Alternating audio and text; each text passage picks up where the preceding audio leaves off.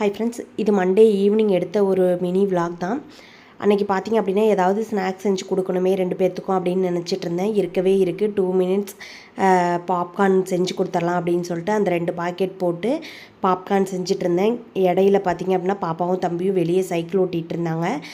Evening பார்த்திங்கன்னா மழை பெஞ்சிட்ருக்கு. 2 நாளாகவே அப்படி தான் இருக்குது. உங்கள் ஏரியாலெலாம் எப்படி இருக்குதுன்னு சொல்லுங்கள். கூடவே இன்றைக்கி பூஜை போடணும் அப்படின்ட்டு பூஜையும் போட்டு முடிச்சுட்டு துணி மிஷினில் போட்டிருந்தேன். அதெல்லாம் எடுத்து இந்த ஸ்டாண்டை உள்ளே கொண்டு வந்து காய போட்டுட்டேன்.